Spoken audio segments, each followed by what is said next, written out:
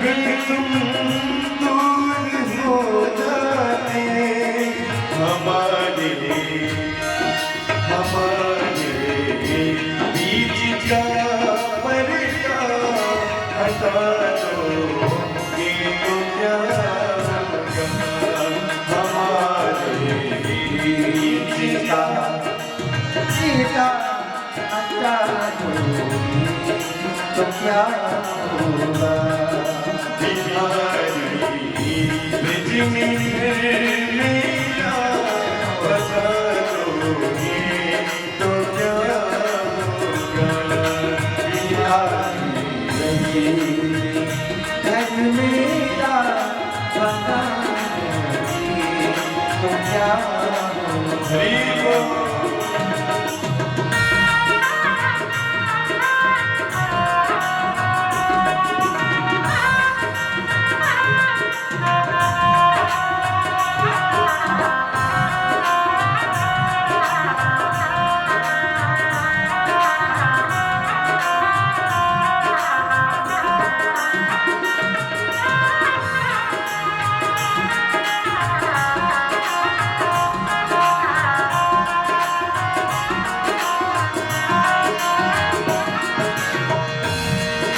तेरा दीदार पाने को तरसती है मेरी नज़रें तेरा दीदार पाने को तरसती है मेरी नज़रें तेरा दीदार पाने को तरसती तेरा दीदार पाने को तरसती है मेरी आँखें अगर दासी को चरणों से लगा दो ये तो क्या होगा हमारी रिज़्क़ है बसा दो ये तो क्या होगा कृपा करके जो वृंदावन भुला दो ये तो क्या होगा कृपा करके जो वृंदावन भुला दो ये तो क्या होगा भुला दोगे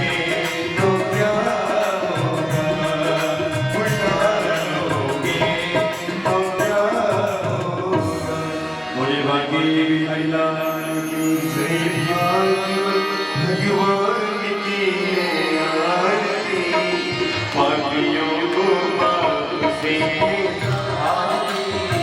पापियों को भगवान की आरती पापियों को पाप से भगवान की है आरती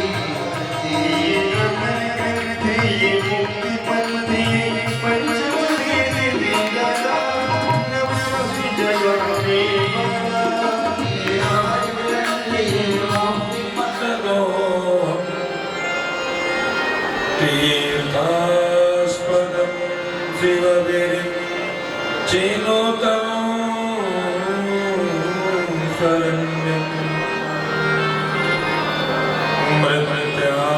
मृत्यार्तिहं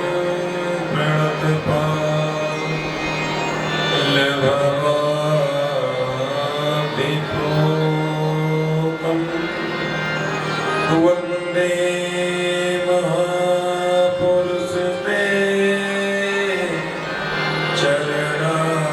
चरणारविन्दम् कृष्णाय वासुदेवाय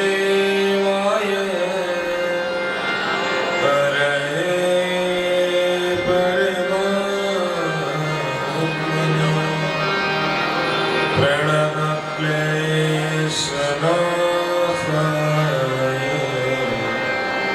गोविन्दाय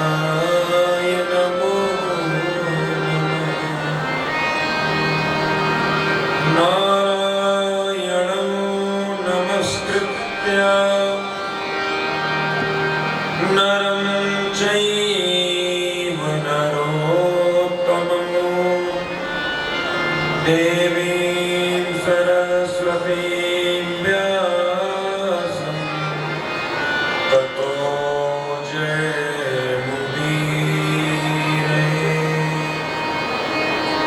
श्रीसीतानाथसमारम्भां श्रीरामानन्दार्यमध्यमाम् अस्मदाचार्यपर्यन्ताम् वन्दे श्रीगुरुपरम्पराम्।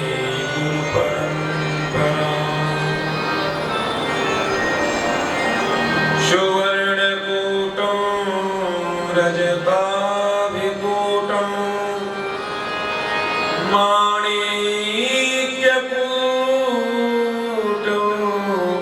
मणिरत्नकूटम् अनेककूटं बहुवर्णकूटं श्रीचित्रकूटं शरणकूटम्। यत्र यत्र रघुनाथकीर्तनं तत्र तत्र कृतमस्तकाञ्जलिं बाष्पवारि परिपूर्णलोचनं मारुतिं नमत राक्षसान्तकम्।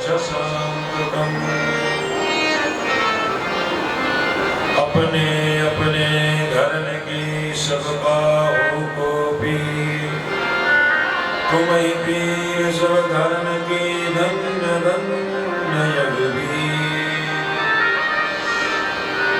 जय जय श्री राधा रमण, जय जय नवल किशोर, जय गोपी चित चोर प्रभो, जय जय माखन चोर।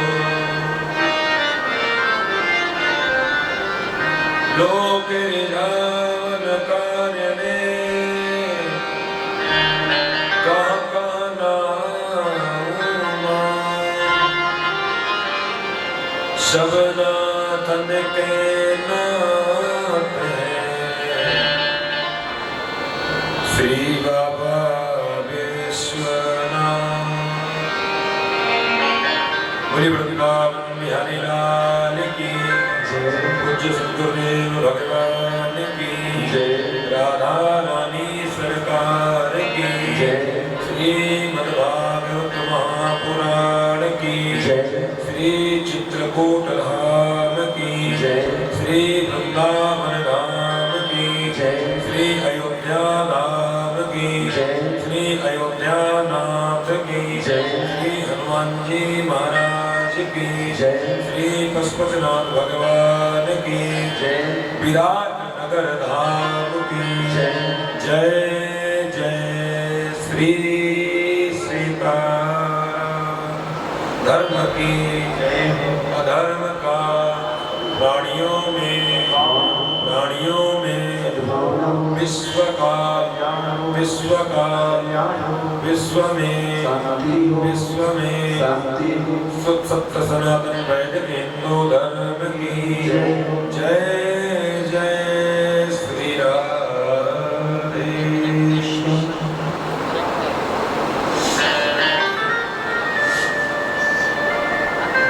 परम मंगलमय परात्पर अखिलेश्वर कारण प्रणाम ले वो बैलून बढ़ाओ भैया, बैलून बढ़ाओ। कारण प्रणाम ले भक्तवान छठ करो तड़ित बिंदु पीतांबरधारी भगवान नंदनंदन यशोदानंदन ब्रजेंद्रनंदन परमात्मा निर्विकार निर्विशेष निरुपाधिक निरुपम परमात्मा श्रीमन नारायण की अयत की कृपा करना एवं नेपाल देश की पावन माटी विराटनगर में उन्हीं की कृपा करुणा से आयोजित अग्रवाल परिवार द्वारा एवं आदरणीय बाबूजी श्री सत्यनारायण अग्रवाल जी के द्वारा एवं आप सभी के परिश्रम मेहनत और प्रयासों के फलस्वरूप यह कार्यक्रम निर्विघ्नता से आज हमें विश्राम दिवस की बेला पर आप पहुंच रहा है।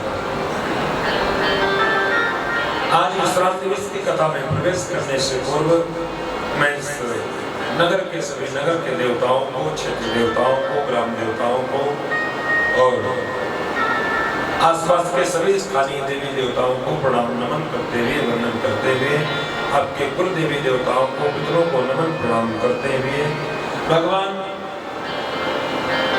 पशुपतिनाथ के पावन चरणों में शीश झुकाकर श्रद्धा पूर्वक प्रणाम निवेदित करते हुए भगवान वेदव्यास जी को स्मरण वंदन और प्रणाम करते हुए वृंदावन के अधिष्ठात्र एवं आराध्य भगवान बांके बिहारी की पावन कृपा से उनके पावन चरणों में दास का कोटि सा वंदन। भगवान चित्रकूट के अधिष्ठात्र एवं चित्रकूट के आराध्य अनाथों के विनाथ भगवान कांतानाथ को प्रणाम करते हुए, भगवान राघवेंद्र सरकार को नमन करते हुए अपने इष्ट और श्रेष्ठ सद्गुरुदेव भगवान परम पूज्य पृथ्वी पीठाधीश्वर जगत गुरुदेव भगवान के चरणों को प्रणाम करते हुए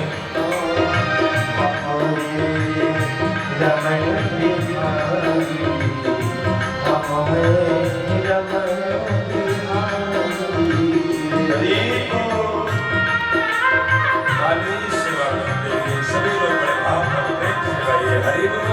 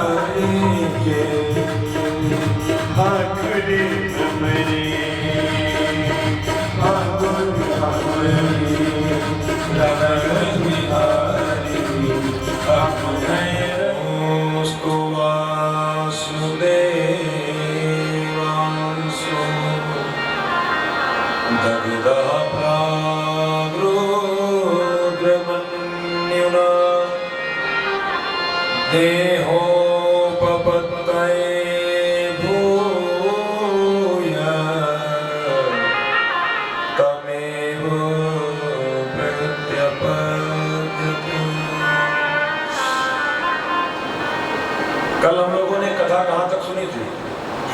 कल की जो कथा हुई हम लोगों ने कहाँ तक की कथा सुनी थी? रुक्मिणी विवाह। तो भगवान श्याम सुंदर को देवी रुक्मिणी ने पत्र लिखा और पत्र लिख करके भेजा। भगवान गए, शिशुपाल की कितनी चाक चौबंद व्यवस्था के बीच से भगवती भीष्म महाराज की पुत्री देवी रुक्मिणी का हरण करके द्वारिका ले आए और द्वारिका में सानंद विधि पूर्वक विवाह हुआ। तो इसलिए सुखदेव स्वामी ने कहा, राजन भगवान का जो पहला विवाह हुआ तो सब कुछ अच्छे से, लेकिन उसकी जो विधि थी उस विधि का नाम है राक्षसी विधि। भगवान भीष्म के सुता रुक्मिणी रुचिरामना, भगवान का जो प्रथम विवाह हुआ देवी रुक्मिणी के साथ, तो भीष्म महाराज की पुत्री के साथ हुआ, लेकिन राक्षसेन विधानेन उपयन इति श्रुतम। जो विधि थी वो राक्षसी थी। राक्षसी विधि किसे कहते हैं? जिस विवाह में कन्या की मर्जी से कन्या का हरण हो जाए और जाकर के विवाह हो, उसे राक्षसी विधि से विवाह कहते हैं। विवाह कितने प्रकार के होते हैं? 8 प्रकार। प्रजापति विवाह, गांधर्व विवाह, आर्ष विवाह, ब्रह्म विवाह, राक्षस विवाह, ये 8 प्रकार के विवाह होते हैं। तो उनमें से एक राक्षसी विधि का विवाह है जिसमें कन्या की मर्जी से हरण हो। एक प्रेम विवाह भी उन्हीं 8 में आता है। तो भगवान द्वारिका लेकर आए, भगवती रुक्मिणी के साथ भगवान का विवाह हुआ और कालांतर में भगवान के यहाँ एक पुत्र उत्पन्न हुआ। ये पुत्र कौन है? साक्षात कामदेव ही भगवान का पुत्र है। क्योंकि इसके 2 कारण हैं। एक तो भगवान शिव ने जब इसको, कामदेव ने जब भगवान शिव की समाधि भंग करने का प्रयास किया तो भगवान शिव ने तृतीय नेत्र खोल दिया, तीसरा नेत्र खुला। तृतीय नेत्र जब खुलते ही पूरा कामदेव जल करके राख हो गया। पत्नी रति बेचारी रोती रोती पहुंची। बिना पति के अवलंब के दुनिया में पत्नी का कोई गुजारा नहीं। जीविन देह नदी बिनु वारी, ऐसे हो नाथ पुरुष बिन नारी।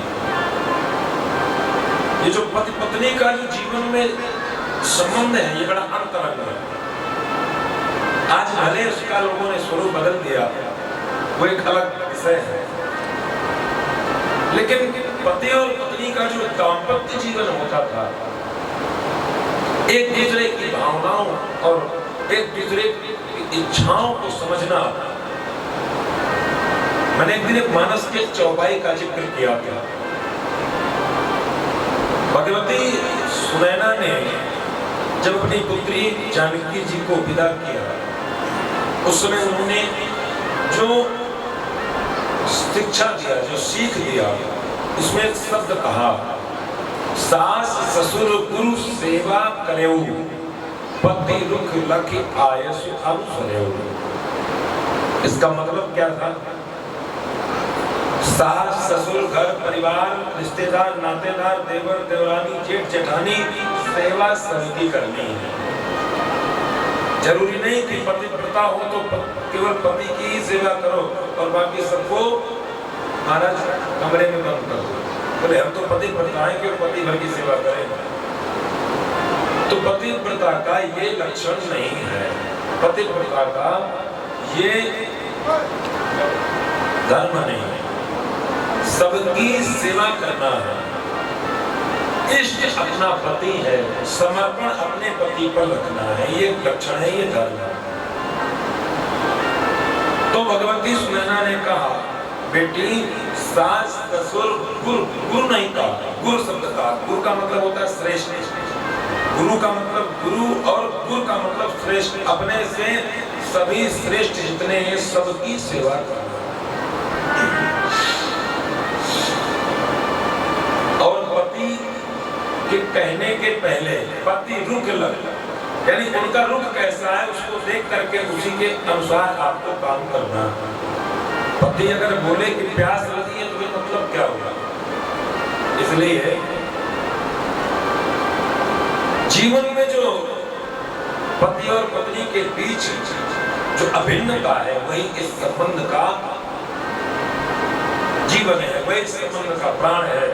और रति ने रोते रोते भगवान भोलेनाथ से कहा, प्रभु मैं क्या करूंगी, मैं बिना पति के अवलंबन के कैसे रहूंगी? भगवान बोले, देवी अब तो ये जल गया, अब तो ये जल गया, कुछ होने वाला नहीं है।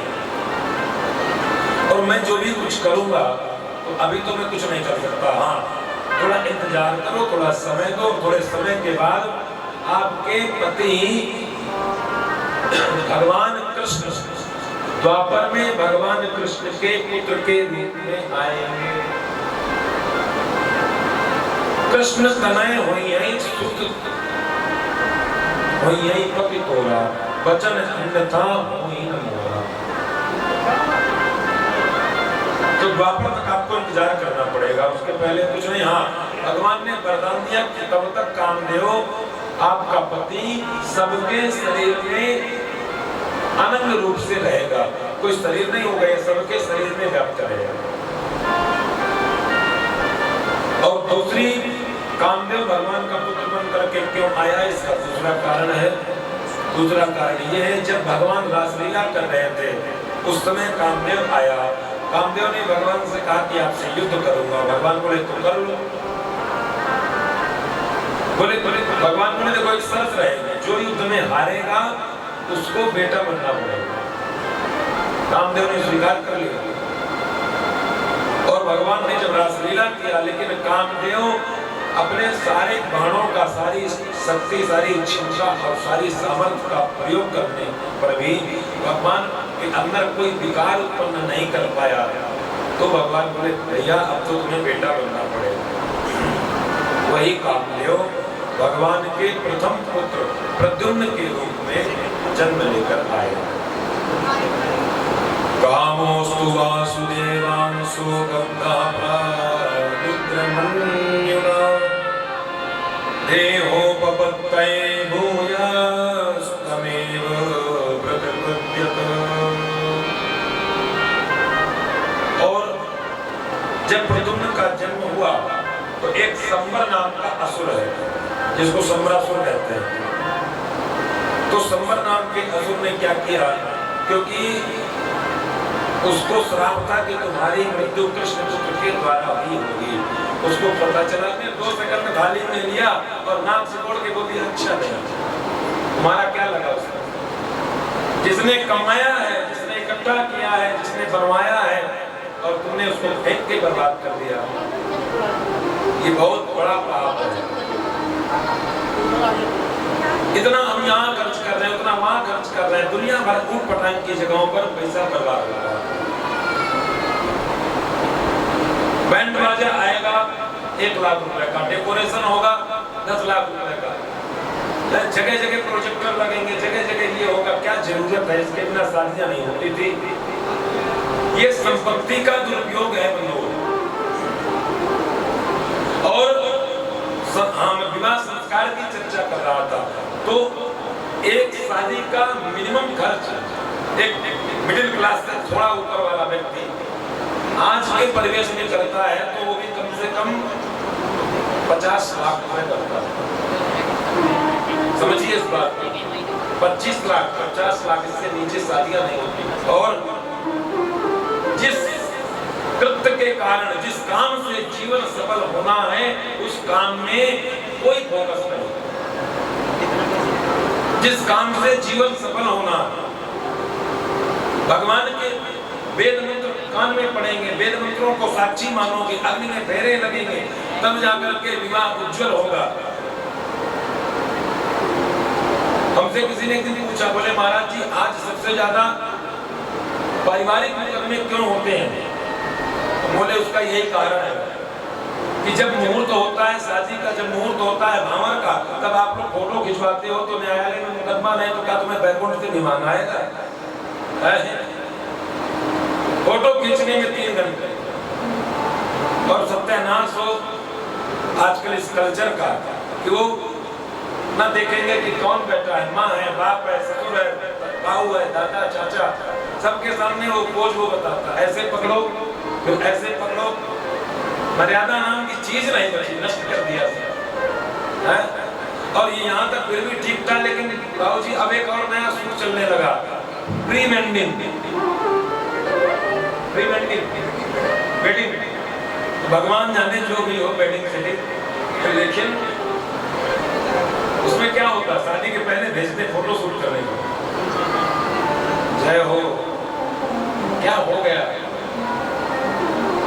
संस्कार विवाह को विवाह संस्कार रहने ही नहीं दिए। और फिर कहते हैं कि महाराज शादी चलती नहीं चली तो बच्चे नहीं हो रहे, बच्चे हो रहे तो अच्छे नहीं हो रहे। कहां से होंगे?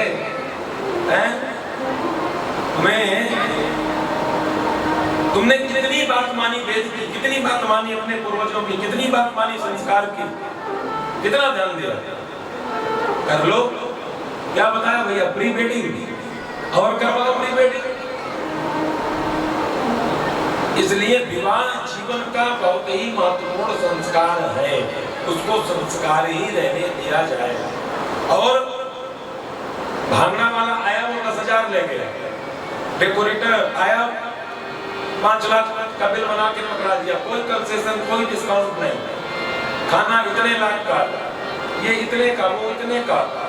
और जब बेचारे पंडित जी रात भर जगे, दिन भर जगे, सुबह से दिन भर मंत्र बोल बोल के हालत खस्ता हो गई, और बेचारे अगर कह दिए भैया 51 का संकल्प करो, तो फिर महाराज जो दूल्हे के फूफा सरकार होते हैं उनके मंत्र शुरू होते हैं।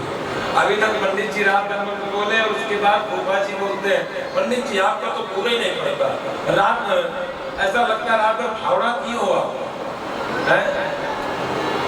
50 लाख तुमने आग लगा दिया तो तुम्हें फर्क नहीं पड़ा, और 5,000 उसको दे दोगे जो रात भर केवल हर मंत्र में एक ही बात बोल रहा है, तुम्हारा कल्याण हो, तुम्हारा मंगल हो, तुम्हारी सदा ही जय हो। तो उसके लिए फूफा चाचा मौसिया जितने भी होंगे सब घेर के खड़े, अरे ठीक है पंडित जी ले लो, फिर बाद में देखेंगे। ये बात मैं इसलिए नहीं कह रहा कि आप लोग पंडित जी को दक्षिणा में अपना घर दिखा दो। किसी भी व्यक्ति के ज्ञान की कदर करो, किसी भी संस्कार में उस व्यक्ति का ध्यान दो जिस व्यक्ति के द्वारा आपके जीवन का वह संस्कार आपके जीवन में प्रभाव डालेगा।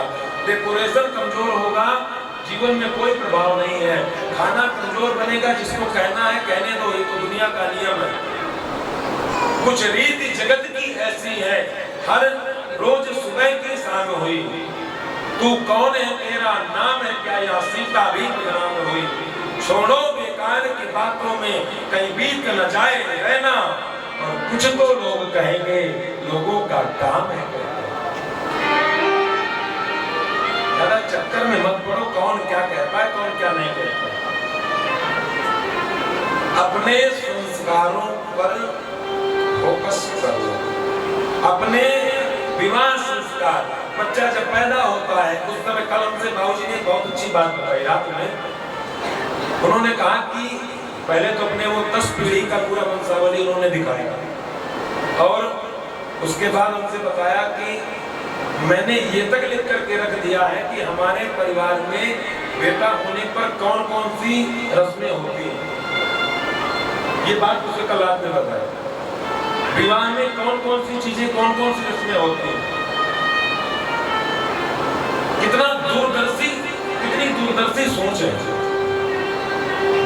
ऐसे लोग तो परिवार की मर्यादा और परंपराओं को बचा लेंगे, लेकिन कुछ सीखने की जरूरत है इन लोगों से।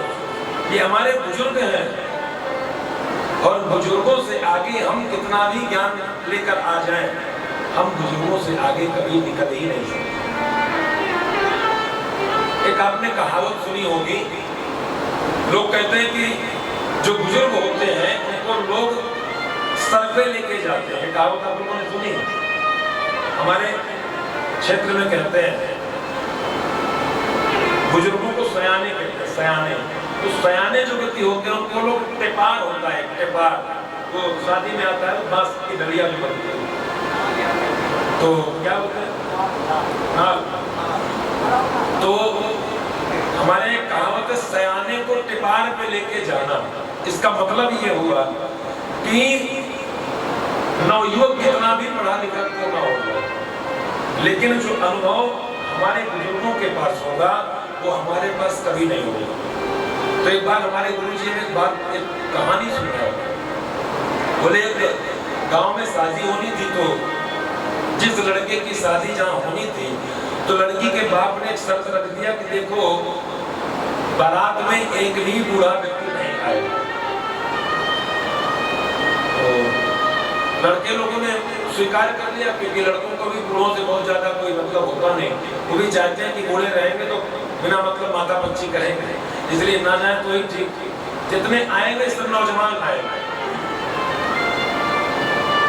बारात का दिन आया, सारे नौजवान बढ़िया तैयार कर अपना कोट पैंट टाई लगा कर और बारात पहुंचे। एक दादाजी से नहीं रहा गया, उन्होंने कहा बेटा एक काम करो, तुम परेशान हो जाओगे, इससे अच्छा है कोई एक बुजुर्ग व्यक्ति को साथ में ले जाओ। तो दूल्हे ने कहा कि ताऊ जी क्या बताएं, जब उन्होंने मना किया तो क्यों ले जाए। और उसने ये भी कहा था कि अगर एक भी बूढ़ा व्यक्ति बारात में दिख गया तो मैं वापस कर दूंगा बारात। तो बोले कि मेरी शादी हो जाने दो अच्छे से, क्या आप नहीं चाहते कि मेरी शादी हो। ताऊ जी ने कहा अच्छा एक काम करो, तुम साथ ना ले जाओ तो हमको अपनी गाड़ी की डिग्गी में बंद करो। तो गाड़ी की डिग्गी में बंद हो गए। बारात पहुंची, जब बारात पहुंची तो जनवासे ने ही बारात को रोक दिया, वहीं रुकना ही है। बोले आप लोगों को नाश्ता तब मिलेगा जब आप हमारे एक शर्त को पूरा कर देंगे। तो लड़के के बाप ने शर्त रखी कि अब शादी की सारी रस्में तभी होंगी, विवाह तभी होगा, हमारे गांव में जो नदी बह रही है इस नदी को आप लोग दूध से भर दोगे तो ही शादी होगी, नहीं तो शादी नहीं होगी। अब तो पूरी बारात में भरा तबरी मच गई। बोले इतना दूध कहां से आएगा और कितना दूध लगेगा, कहां से दूध लाएंगे, कैसे भरेंगे, पूरा दिमाग लगा लगा के परेशान। जब बहुत देर हो गई, दादाजी ने सोचा अभी तक हमारा कोई कस्टमर नहीं आया, कोई डिग्गी खोलने वाला आया ही नहीं। ताऊ जी ने थोड़ा सा खोल के देखा और एक भैया को बुलाया, क्या हुआ। बोले ताऊ जी घर चलो। क्यों। अरे बोले लड़की के बाप ने गजब की शर्त रख दी, उसने कहा कि इस गांव में जो नदी बह रही है इस नदी को दूध से भर दोगे तो ही शादी होगी, नहीं तो नहीं होगी। बारात लेके वापस जाओ तो सब लोग वापस चलने की तैयारी कर रहे हैं, कौन इतना दूध लाएगा, कहां से इतना दूध लाएगा और कैसे इतनी बड़ी नदी को भरेंगे। तो ताऊ जी बोले अरे पागल, जब उससे कहते छोटी छोटी बातों पे कभी बारात वापस जाती है, जब उससे बोल दे कि ठीक है हमने दूध का इंतजाम कर लिया है, आप एक काम करो नदी का पानी खाली करवाओ और हम दूध से भरते हैं। और जो ये संदेशा लड़की के बाप के पास पहुंचा, उसने कहा जरूर तुम्हारी बारात में कोई बूढ़ा व्यक्ति साथ रहेगा। बोलो राधे राधे। बात समझ में नहीं आई इसलिए धीरे से बोले राधे राधे, जोर से बोलना पड़ेगा। कहने का भावार्थ है जो हम सोच नहीं सकते वह वो लोग कर सकते हैं, हमारी कल्पना से परे वो कर सकते हैं। उसका कारण क्या है, उसका कारण भी आपको बता दूं। आप लोग मुझसे सब ज्यादा पढ़े लिखे लोग हैं, लेकिन फिर भी जो मैंने एक अनुभव किया अपने जीवन का वो मैं आपको बता रहा हूं। हमें अपने पिताजी से जो मिला तो कितना अनुभव मिला। हमारे पिताजी की उम्र कितनी होगी, अनुमानतः है बाबूजी की उम्र कितनी होगी, 75 कितनी होगी ना। तो बाबूजी 75 वर्ष का अपना अनुभव बाबूजी ने हमको दिया।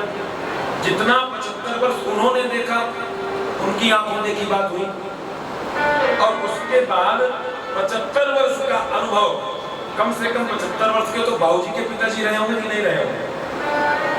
तो 75 वर्ष का अनुभव बाबूजी के पिताजी ने बाबूजी को बताया। कितने हो गए, 150 हो गए। 150 वर्षों का अनुभव तो आंखों देखा उनके पास, और हमारे पास कितना, 30 साल 35 साल। तो हमसे 120 साल तो फिर भी आगे चल रहे हैं।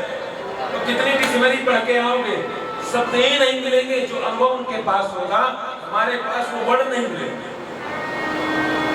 इसलिए बुजुर्ग हमारे अनपढ़ भी हैं फिर भी सम्माननीय है। हमारे बुजुर्ग, उनके पास ऑक्सफोर्ड की कोई डिग्री नहीं है, उनके पास पीएचडी की डिग्री नहीं है, जेएनयू की डिग्री नहीं है, लेकिन फिर भी वो हमसे ज्यादा होशियार हैं। इसलिए उनकी बातों पर, उनके बताए मार्ग पर चलने से आज तक कभी किसी का नुकसान न हुआ है कितनी भी अनपढ़ हो, आप देख लीजिए शास्त्रों में जीवन में माँ को पहला गुरु बताया, पहली गुरु बच्चे की माँ होती है। और मैंने ऐसे कई माताओं को देखा है जो स्वयं अनपढ़ रहती है लेकिन बेटे को IAS ऑफिसर बना देती है। ये उनके त्याग, तप और उनके जीवन के संयम और संस्कारों की बात है। इसलिए बुजुर्गों का अभिवादन और बुजुर्गों के द्वारा बताए मार्ग पर चलने से समाज उत्कर्ष को ही प्राप्त होगा, उन्नति को ही प्राप्त होगा, गर्त में नहीं जाएगा। समाज गर्त में तभी से जाना शुरू हुआ है जब से बुजुर्गों की कदर समाज में अपने कम हो गई। तो विवाह और जीवन का महत्वपूर्ण संस्कार है। मैं निवेदन कर रहा था उसको संस्कार ही रहने दिया जाए, उसको पूर्णता में नष्ट न किया जाए। आप लोग फोटो सेशन थोड़ा कम करिए, आप लोग और जितने भी अन्य जो कार्यक्रम उनको थोड़ा कम करिए, लेकिन विवाह में जो मुहूर्त जयमाल का है, जो भ्रामर का है, जो फेरे का है, जो हवन का है, हर एक काम को एकदम मुहूर्त के साथ ही करिए। अगर 3:40 पर भ्रामर का मुहूर्त है तो 3:40 पर ही होना चाहिए। और कुछ चीजों को अवॉइड कर सकते हैं, क्योंकि कैमरा वाला आपने बुक किया है, उसको मुहूर्त देख के फोटो सेशन नहीं करना। जब आप बोलेंगे तब करेंगे, और फिर उतना फोटो खिंचाने के लिए तो कौन सी बड़ी बात है। जब मन करे तो तैयार हो जाओ, कैमरा लेके फोटो खींच लो, लेकिन मुहूर्त फिर नहीं मिलेगा। इसलिए संस्कारों पर विशेष ध्यान दें। उसके बाद भगवान का प्रथम पुत्र हुआ, संबरासुर का वध किया। वध करने के बाद अपनी पत्नी को लेकर द्वारिका आया और अपनी पत्नी के साथ द्वारिका में बैठकर सानंद भगवान प्रद्युम्न जी रहने लगे।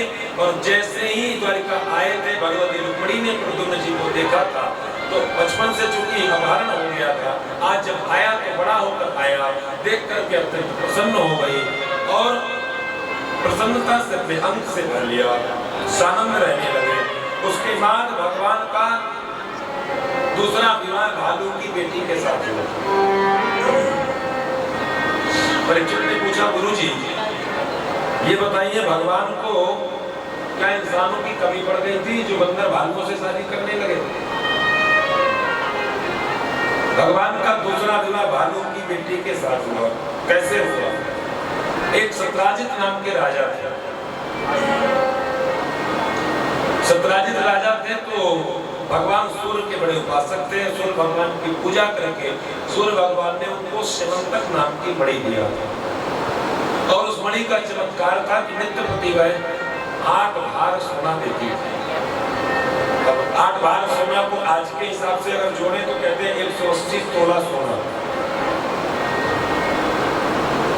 8 भार सोना नित्य प्रति देने वाली मणि सेवंतक उनके पास थी। उसको पहन करके गले में धारण करके जहाँ निकल जाते थे अलग ही आभा, अलग ही प्रभाव।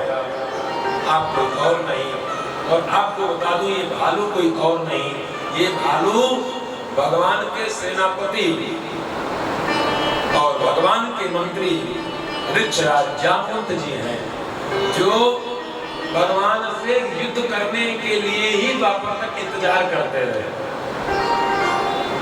इनके युद्ध की बात बताऊं, इनका युद्ध कैसे हुआ।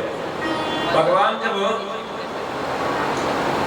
लंका गए, जब लंका में रावण से युद्ध हुआ तो पूरे युद्ध में जामवंत जी के टक्कर का कोई योद्धा ही नहीं।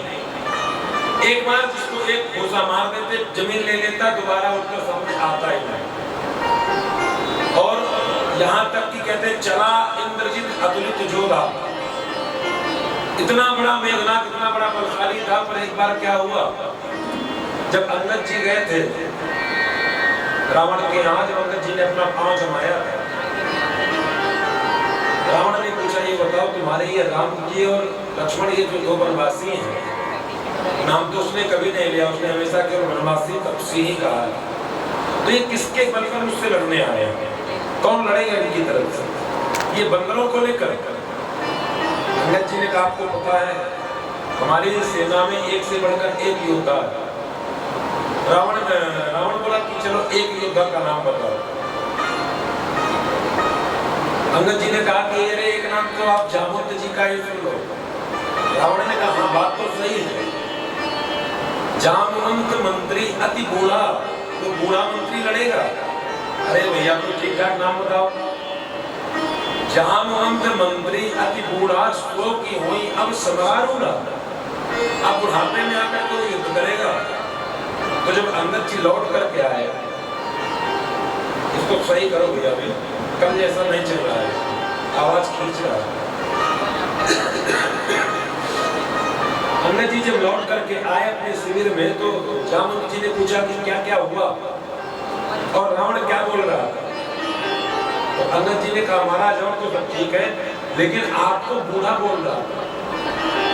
और सही बताएं, अगर बूढ़ा को कोई बूढ़ा बोल देना तो बहुत खराब लगता है। अगर किसी को कह दिया जाए कि ओ बुढ़े थोड़ा और उधर चलो, तो गड़बड़ हो जाएगा। एक बार एक बस में एक बुजुर्ग व्यक्ति बैठे थे, ऐसी एक कथा अयोध्या के संत बताते थे। तो बोले कि बस में यात्रा कर रहे थे, तो एक बुजुर्ग व्यक्ति बैठे थे। एक नौजवान आया और नौजवान आकर के बोला कि थोड़ा आगे, जैसे कि एक बुढ़े दादा थोड़ा आगे चलो। तो दादा नाराज होकर बोले क्यों भाई, तुम्हें बूढ़ा क्यों बोला। उसने कहा कि महाराज ये बताओ, बूढ़े को बूढ़ा ना बोलो तो क्या नौजवान बोलूं। अगर बूढ़े को बूढ़ा ना बोलूं तो क्या नौजवान बोलूं।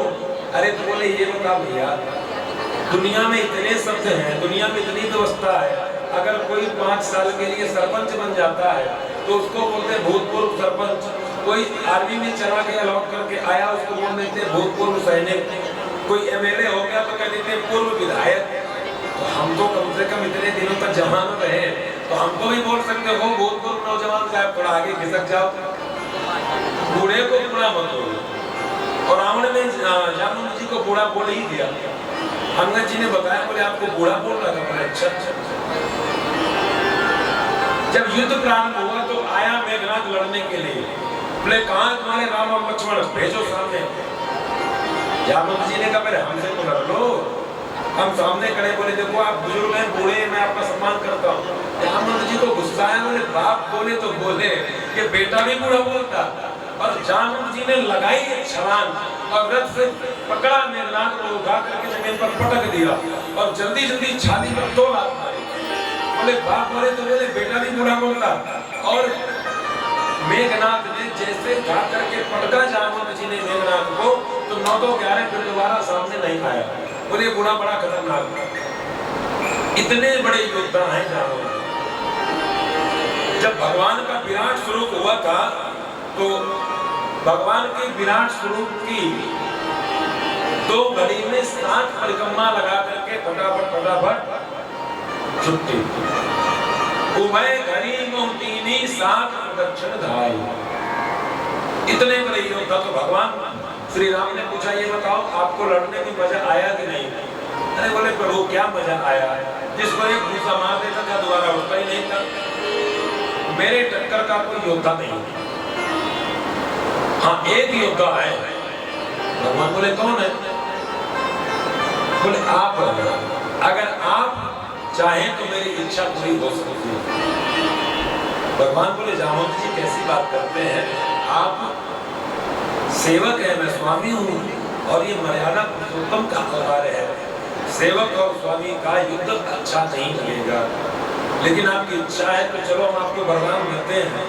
आप द्वापर तक हमारा इंतजार करिए और हम द्वापर में आते हैं, और द्वापर में आकर के आपका हमारा युद्ध होगा। तो महाराज तब से त्रेता से लेकर आज तक द्वापर तक इंतजार करते रहे कि भगवान हमसे लड़ने आएंगे।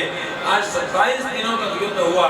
जब हड्डी हड्डी ढीली हो गई, हाथ जोड़ लिया प्रभु आप ही तो मेरे सरकार हैं, मैं आपको पहचान गया, आप ही मेरे सरकार हैं। और जामवंत जी ने अपनी पुत्री का हाथ भगवान के हाथ में दिया। बोले प्रभु हमारे सनातन संस्कृति में बेटी को दिया हुआ धन वापस नहीं लेते, इसलिए ये बेटी को मैंने बड़ी दे दिया था। आप इस मणि को स्वीकार करिए और मेरी पुत्री को भी स्वीकार करिए। भगवान का दूसरा विवाह जामवती के साथ हुआ।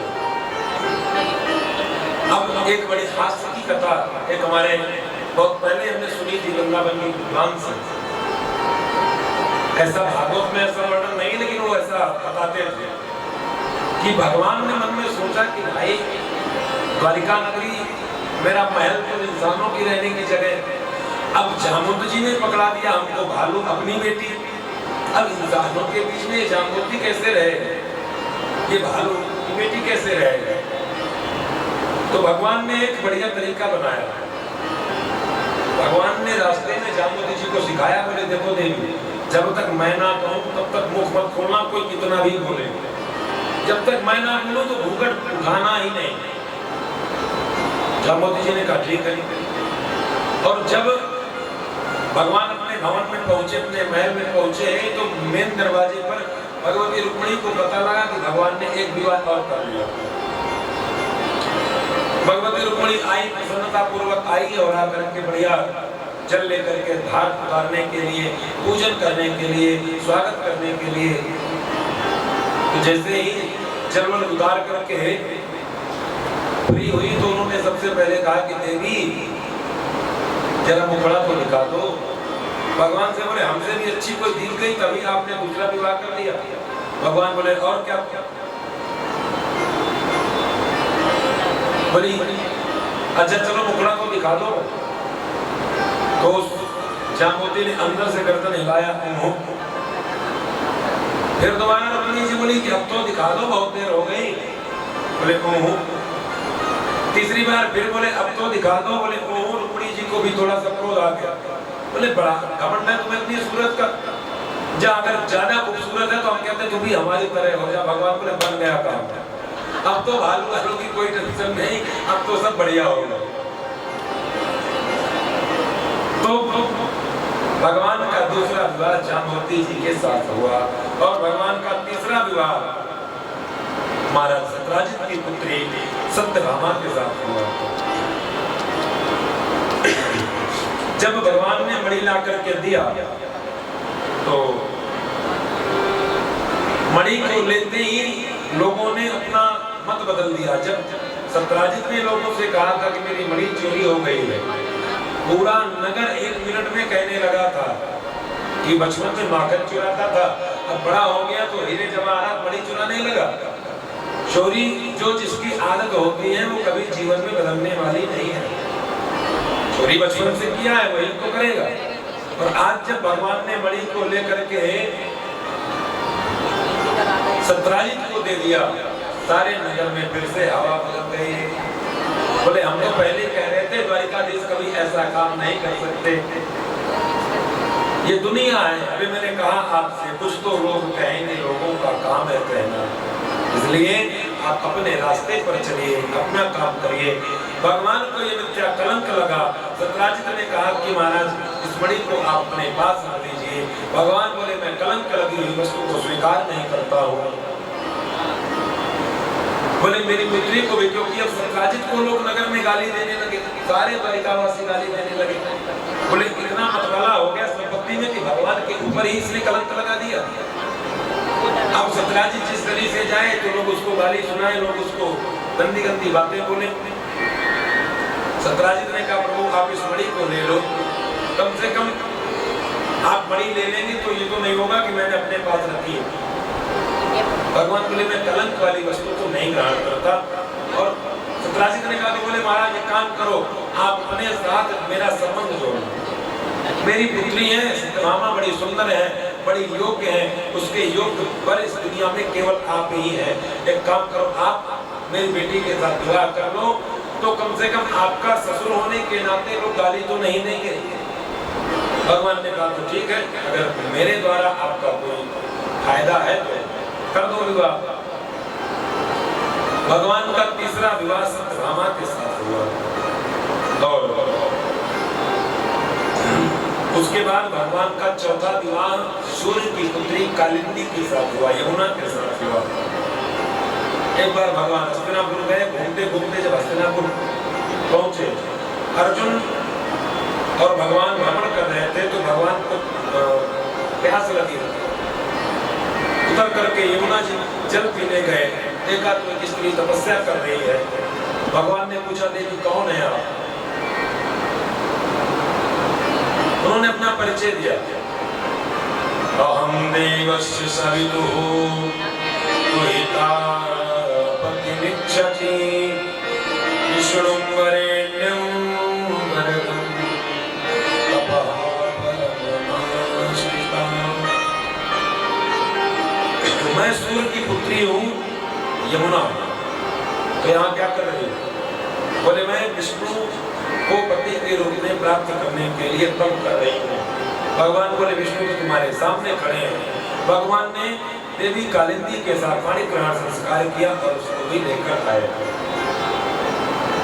और उसके बाद भगवान का 5वां विवाह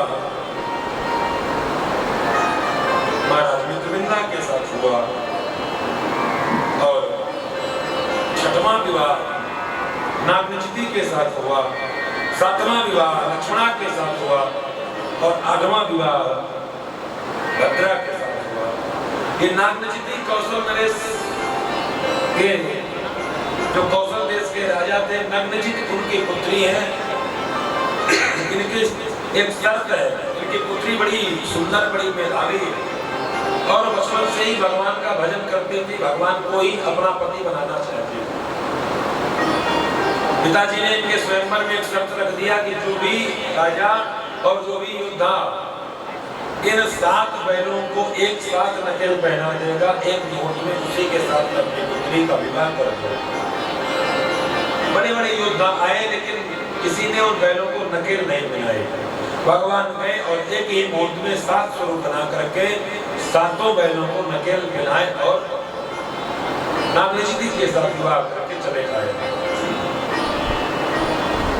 और ये लक्ष्मणा जो है, ये महाराज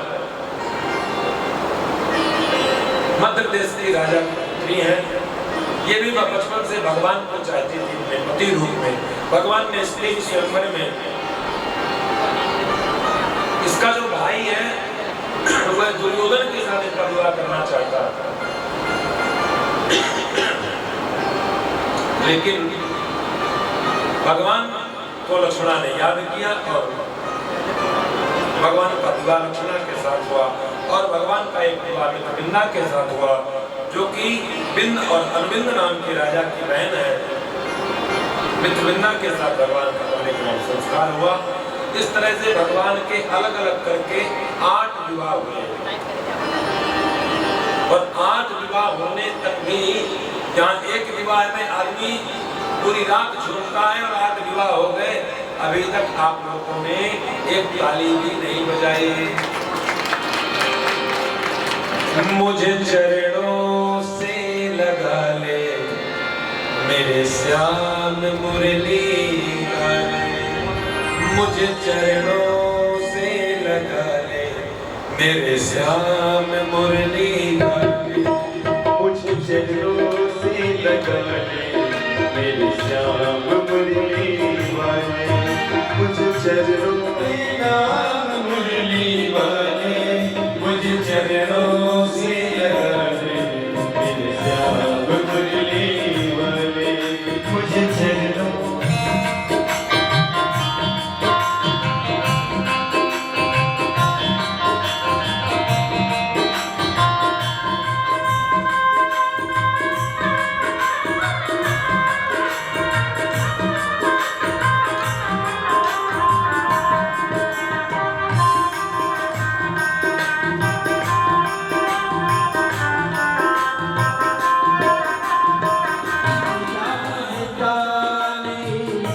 भक्तों की तुमने गाना विपदा हटाई, भक्तों आगे आए मेरी विवाद थमो रखे, बिगड़ी बनाए तुमने हर काम मुरली वाले, श्याम मुरली वाले। काली सेवा करते हैं, रस्ते में भगवान की जय हो। भक्तवत्सल भगवान की जय हो।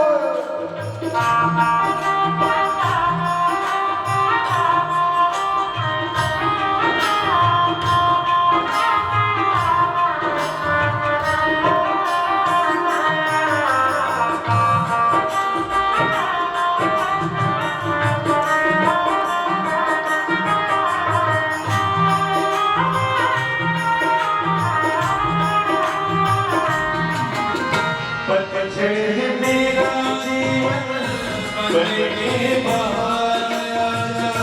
पतझड़ है मेरा जीवन बन के बाहर आजा। पतझड़ है मेरा जीवन बन के बाहर आजा। पतझड़ है मेरा जीवन बन के बाहर आजा। सुन ले पुकार गाना बस एक बार आजा। सुन ले पुकार गाना बस एक बार। श्याम गुरु मेरी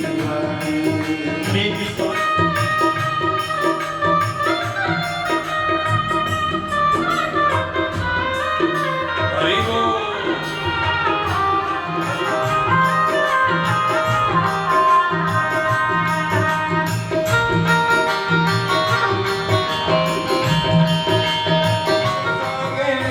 जन्मों की मैं हूँ प्यासी, तुम हो दया के सागर। जन्मों की मैं हूँ प्यासी सागर। जन्मों की मैं हूँ प्यासी, तुम हो दया के सागर। जन्मों की मैं हूँ प्यासी। तेरी जगह मुझे तेरा, मेरी श्वास श्वास में तेरा है नाम। मुरली वाले लगा ले, मेरे श्याम मुरली वाले मुझे चरणों से लगा ले। मेरे श्याम मुरली वाले, मेरे श्याम मुरली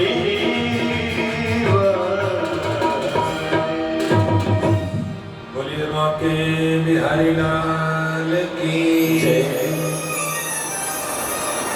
भगवान के कितने विवाह हुए? 8।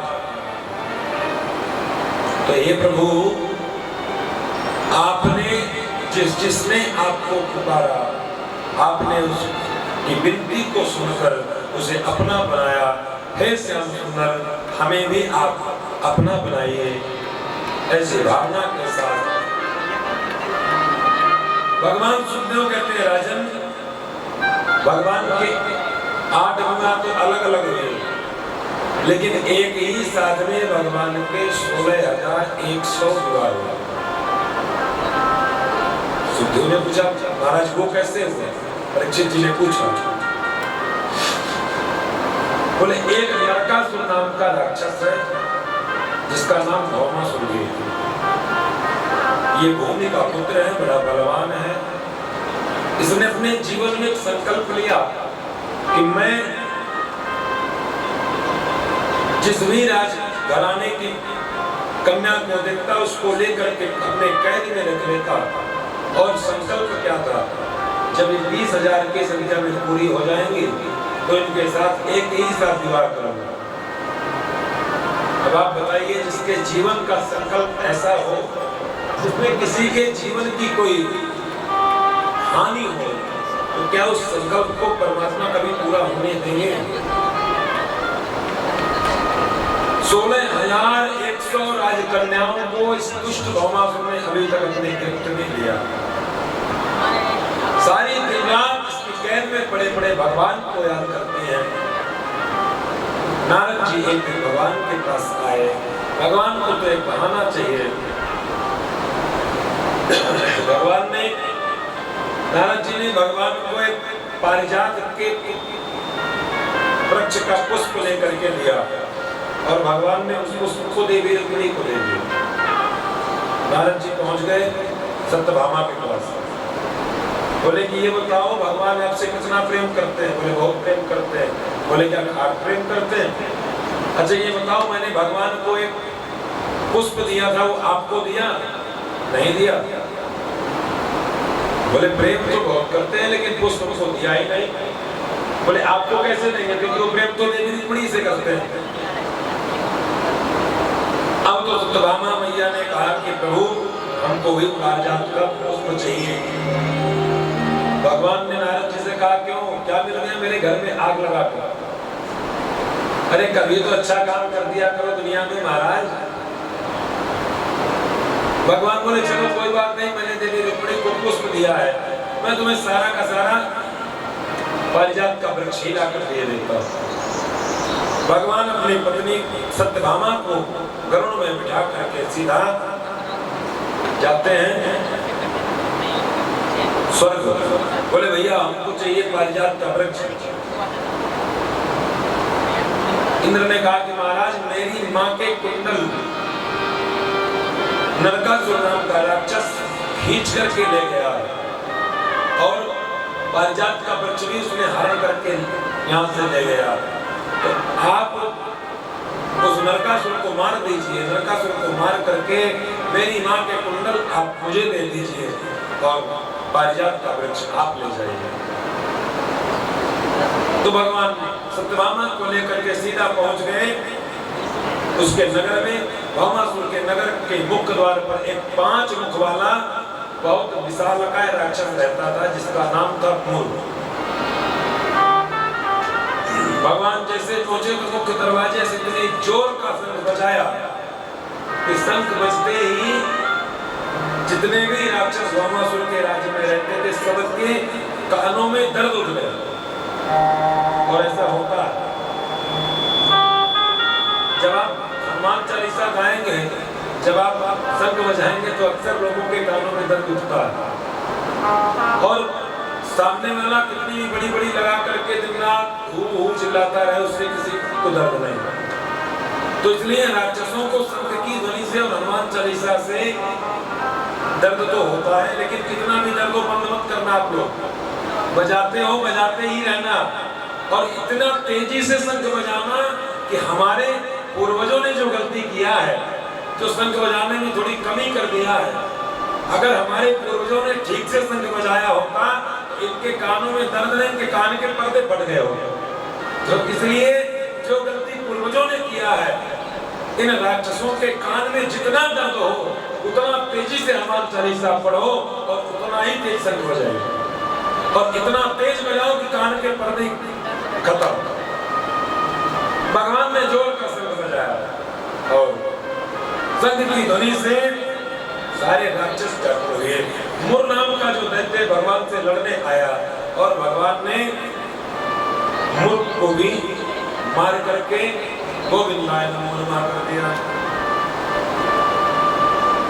और मूर नाम के दैत्य को मारने के कारण ही भगवान का नाम मुरारी पड़ा। मूर यानी मूर नामक दैत्य और अरि माने शत्रु। जो मूर नामक दैत्य के शत्रु हैं वही है मुरारी। भगवान अंदर पहुंचे और भूमिपुत्र भामासुर के साथ भगवान का भीषण युद्ध हुआ और उसके बाद भगवान ने भामासुर को भी मुक्त किया। 16,100 राजकन्याओं को मुक्त किया। पृथ्वी मैया ने भगवान की स्तुति गाई और उसके बाद भगवान ने अदिति के कुंडल इंद्र को वापस किए। पारिजात का वृक्ष भगवान ने इंद्र को दिया कि हमें दे दो। इंद्र ने मना कर दिया, भगवान ने कोप किया। तब भगवान के कोप के कारण, भय के कारण इंद्र ने भगवान को वृक्ष पारिजात का दिया। 16,100 राजकन्याएं जो कैद में थी भगवान ने मुक्त कर दिया। बोले जाओ, जाकर के अपने घर पहुंचो, अपने माता पिता के बीच में प्रेम और श्रद्धा से रहो। सारी 16,100 कन्याएं एक स्वर में बोली, प्रभु अगर आपने इस दुष्ट के कैद से मुक्त किया है तो जीवन की डोर भी आप अपने पास ही रखिए। अगर हम घर जाएंगे तो घर वाले हमें स्वीकार नहीं करेंगे और कदाचित घर वाले स्वीकार कर लिए तो समाज के लोग करने नहीं देंगे। इसलिए हे प्रभु हमारे पास केवल 2 ही रास्ते बचेंगे, या तो हमें गलत रास्ता चुनना पड़ेगा या फिर हमें आत्महत्या करना पड़ेगा। इसलिए आपसे निवेदन है, कृपा करके आप ही हमें अपने चरणों की दासी बना लीजिए। और उसके बाद भगवान ने उन 16,100 राजकन्याओं की गिनती सुन करके एक ही मुहूर्त में सबके साथ विवाह कर लिया। अथो मुहूर्त एकस्मिन् नानाकारे सुतास्त्रियः अथोपएमे भगवान् तदरूपधरोऽप्यया। भगवान ने भी 16,100 रूप बनाकर ही सारी राजकन्याओं के साथ एक ही मुहूर्त में विवाह कर लिया। और भगवान के टोटल विवाह कितने हो गए? 16,108। और 16,108 पत्नियों के साथ द्वारिका में चैन से रहते हैं। काहे से रहते हैं? चैन से। तो यहाँ एक में दिन भर व्यवस्था खराब है। तो इसलिए कृष्ण चरित्र से जीवन में क्या सीखना चाहिए? भगवान ने उसके लिए भी एक लीला की है। इतने बड़े परिवार के मध्य में कैसे प्रेम से रहें, भाव और श्रद्धा से रहें, कैसे प्रसन्न चित्त होकर रहें। एक दिन क्या हुआ, भगवान अब सबके यहाँ पुत्र पुत्री भी हो गई। 16,100 रानियों में 10 बेटा और 1 बेटी प्रत्येक रानी से हुई। अब कितनी संतान हो गई आप जोड़ करके हमें व्हाट्सएप पे मैसेज कर दें। इतना बड़ा खानदान, इतना बड़ा परिवार भगवान का है। 16,108 × 11। अब कितना बड़ा परिवार होगा। मुझे तो लगता है कि अटेंडेंस उस जमाने में भी भगवान को ऑनलाइन करने में समय लगता था। रजिस्टर में तो संभव ही नहीं है। एक दिन भगवान अपने कमरे पे आए। भगवान का नियम था कि आते थे और बैठ करके देवी रुक्मिणी पंखा करती थी। पंखा करने के बाद भोजन इत्यादि करते थे। भगवान अपने कमरे में बैठे और जानबूझ करके मुंह लटका दिया। देवी रुक्मिणी ने पूछा, भगवान क्या हुआ, मुंह क्यों लटकाया हुआ? आगे मुंह लटकाने का कारण क्या है? तब महाराज भगवान बोले कि देवी कुछ नहीं, बस ऐसे ही छोटी मोटी बातें हैं। नहीं देवी रुक्मिणी ने कहा, बताइए क्या बात है, क्यों आपका मुख क्यों उदास? भगवान बोले, मुझे ऐसा समझ में आता है कि आपने मेरे साथ विवाह करके बहुत बड़ी भूल कर दी। आपको मेरे साथ विवाह नहीं करना चाहिए। देवी रुक्मिणी कहती है, प्रभु ये कैसी बात करते हैं आप? और ये बात कब बोल रहे हैं कि आपने मेरे साथ विवाह करके गलती कर दिया? जब 13 बेटा बेटी हो गए। और भगवान तो परीक्षा ले रहे हैं, क्योंकि जितनी भी रानियां हैं वो सब एक बार नाराज हो चुकी थी। अच्छा, पहले के जमाने का सिस्टम जैसे कि कथाओं में मिलता है पढ़ने में, कि जब घर में मैया लोगों को गुस्सा आता था, जब क्रोध आता था, तो ये समझ लो कि इनके लिए एक अलग से रूम बनवाया जाता था। उसका नाम होता था कोप भवन। जैसे कि शयन कक्ष, पूजन कक्ष, तो ऐसा एक कोप कक्ष होता था। तो ये मान लीजिए कि जब घर में कोई विस्फोट होने वाला, कोई ऐसा इंटेलिजेंस के द्वारा कोई जानकारी आती थी, तो वो कहीं और से नहीं आती थी। आप समझिए, पूछो कि मैया कहाँ है, अगर मैया कोप भवन में है तो समझ जाओ आज विस्फोट होगा। तो एक अलग से व्यवस्था होती थी। तो भगवान ने सोचा कि सारी रानियां तो कोप भवन में एक बार जा चुकी, पर रुक्मिणी को कभी क्रोध नहीं आया। ये नहीं गई कि पहले की बढ़िया व्यवस्था थी, कोप भवन बना रहता था। थोड़ी देर गई, मैले कुचेले कपड़ों को पहन लिया, श्रृंगार नहीं किया, और जाके कोप भवन में फिर श्रीमान जी जाते थे कि हाय क्या दिक्कत है भैया, फिर मना कर जैसे भी जो व्यवस्था करके लाते थे। लेकिन अब भैया कोप कक्ष की जरूरत नहीं है। पूरा ऊपर से नीचे तक पूरा घर ही कोप भवन बना रहता है। तो पता नहीं कौन सी दिशाएं करना बूझने लग जाए, कुछ पता ही नहीं चलता। 24/7 चारों तरफ से। और बेचारे श्रीमान जी जब शाम को ऑफिस से आते हैं हाथ में बैग लेकर, तो माहौल देख करके हम बात करते हैं कि आज कौन सा माहौल चल रहा है। पहले को भवन वाली व्यवस्था थी, लेकिन अब पता नहीं क्या पता कि दरवाजे से ही वो शुरू हो जाए करंट, तो इसलिए बेचारे बड़ा आराम धीरे धीरे। भगवान ने परीक्षा दिया कि देवी रुक्मिणी को क्रोध आता है कि नहीं। भगवान बोले क्या बताया देवी, मुझे लगता है तुमने मेरे साथ विवाह करके बहुत बड़ी भूल कर दिया। रुक्मिणी ने कहा कि क्यों प्रभु ये बात आज आप क्यों बोल रहे हो। बोले ऐसे ही कि तुम कितने बड़े राजा की बेटी हो और मैं ना राजा हूँ ना राजा का बेटा हूँ। मुझे तो ये भी पता नहीं कि मेरे मैया बाप कौन है। कोई कहता है नंद और यशोदा का छोरा, कोई कहता है कि वसुदेव को ला लो। और तुम एक अच्छे खानदान की बेटी हो, सुंदर भी हो, और हम कहाँ करिया करोगे। बचपन से मैया खुदे कलमा और करिया बोलती थी।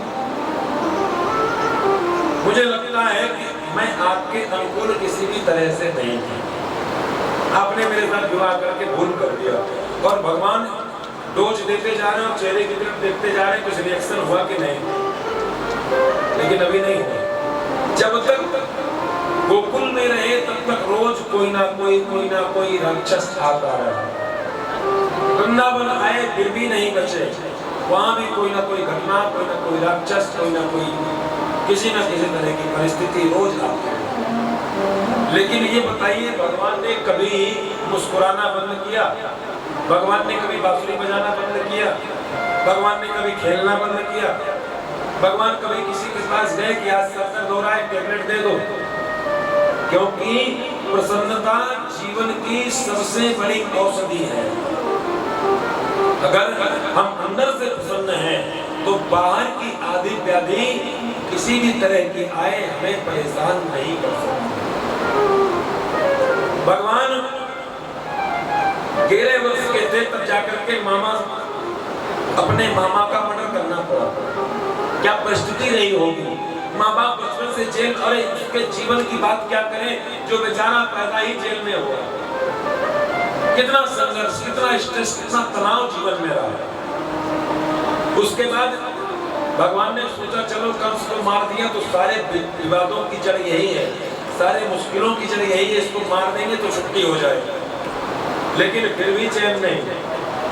जरासंध ने शुरू कर दिया, 17 बार जरासंध ने आक्रमण, और इतनी बड़ी सेना, 23 अक्षौणी सेना लेकर भगवान एक भी दिन चैन से नहीं बैठे। पूरा जीवन संघर्ष में रहा। लेकिन धन्य है श्याम सुंदर का जीवन। उन्होंने हमारे लिए ये बात बताई, जीवन में कैसी भी परिस्थिति आए, भगवान का धन्यवाद करते हुए, भगवान को थैंक यू बोलते हुए, और उस परिस्थिति को ये मान करके आज हमारे जीवन में अंधेरा है, निश्चित ही अंधेरा छटेगा, सूरज निकलेगा और हमारे जीवन में भी परमात्मा की कृपा का कमल खिलेगा। इसलिए हमें सदैव इस बात का ध्यान रखना चाहिए। और अगर आपने परमात्मा के द्वारा दिए गए दिव्य शरीर को अगर आपने थोड़े से तनाव और थोड़ी सी चिंता में नष्ट कर दिया तो महाराज फिर आप बने किसी भूत प्रेत योनि में भटकेंगे, फिर दोबारा ये मनुष्य योनि और ये विराटनगर जैसा शहर, नेपाल जैसा देश और महाराज बैठ करके भागवत की कथा सुनना इम्पॉसिबल। इसलिए जब कभी जीवन में तनाव आए तो केवल एक ही बात कहिए, एक ही चीज दोहराइए, मैं अकेला नहीं, मेरा बिहारी मेरे साथ है। और दुनिया में ऐसी कोई परिस्थिति नहीं जिसका मेरे ठाकुर जी के पास इलाज नहीं है। केवल बस इतना ही कहिए और छोटी छोटी शिकायतों को रोज भगवान के पास जाकर शिकायतें मत किया करें। ये जीवन है, जब तक रहेगा तब तक कोई ना कोई बात, कोई ना कोई चीज बनी ही रहेगी।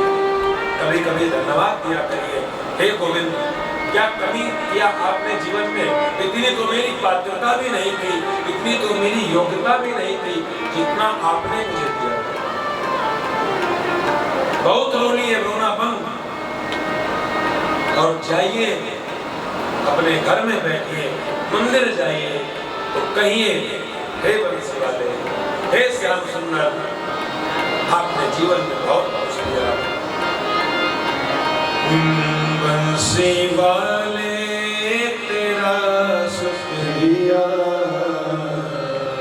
तूने जीवन में सब कुछ दिया। बंसी वाले तेरा शुक्रिया, मुरली वाले तेरा शुक्रिया, तूने जीवन में सब कुछ दिया। बंसी वाले तेरा शुक्रिया, तूने जीवन में सब कुछ दिया। बंसी वाले तेरा शुक्रिया, तूने जीवन में सब कुछ तेरा शुक्रिया, तूने जीवन में सब कुछ दिया।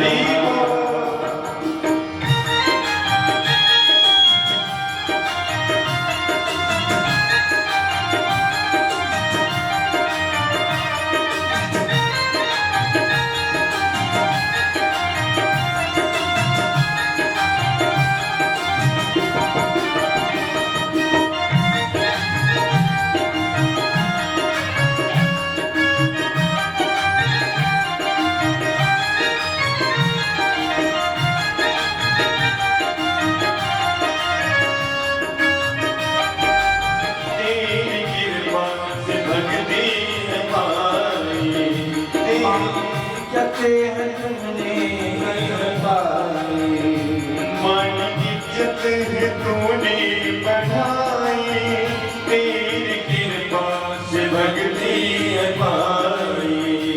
मानी जते हैं तूने बढ़ाई, सीओं से घर भर दिया।